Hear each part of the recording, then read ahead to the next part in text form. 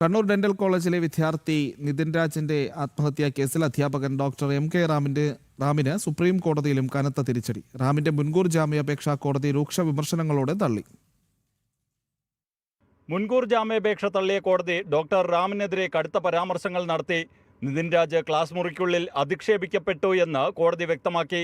സഹപാഠികൾക്ക് മുന്നിൽ വെച്ച് ഇത്തരത്തിൽ അധിക്ഷേപിക്കപ്പെടുന്ന വിദ്യാർത്ഥികൾക്കുണ്ടാകുന്ന മാനസികാവസ്ഥയെപ്പറ്റി ചിന്തിച്ചിട്ടുണ്ടോ എന്ന് കോടതി ചോദിച്ചു. അത്തരമൊരു പെരുമാറ്റത്തിൽ നിന്ന് അധ്യാപകന് ഒഴിഞ്ഞുമാറാൻ കഴിയില്ലെന്നും കോടതി നിരീക്ഷിച്ചു. വിദ്യാർത്ഥികളോട് അധ്യാപകൻ ഇങ്ങനെയാണോ പ്രവർത്തിക്കേണ്ടത് എന്ന് റാമിൻ്റെ അഭിഭാഷകനോട് കോടതി ചോദിച്ചു. മനുഷ്യത്വരഹിതം എന്ന വാക്ക് മാത്രമാണ് മനസ്സിൽ വരുന്നതെന്ന് കോടതി പറഞ്ഞു.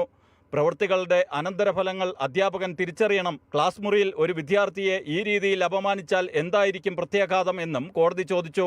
റാം 3 മാസമായി ഒളിവിലാണെന്ന് സർക്കാർ സുപ്രീം കോടതിയിൽ പറഞ്ഞു.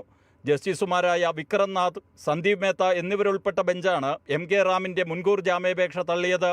റാമിൻ്റെ മുൻകൂർ ജാമ്യാപേക്ഷ തള്ളിയുള്ള ഹൈക്കോടതി ഉത്തരവ് സുപ്രീം കോടതി ശരിവെച്ചു. കഴിഞ്ഞ ഏപ്രിൽ 10-നാണ് കോളേജ് കെട്ടിടത്തിൻ്റെ മുകളിൽ നിന്ന് നിതിൻ രാജ് താഴേക്ക് ചാടി ആത്മഹത്യ ചെയ്തത്. ജനം, ഡൽഹി.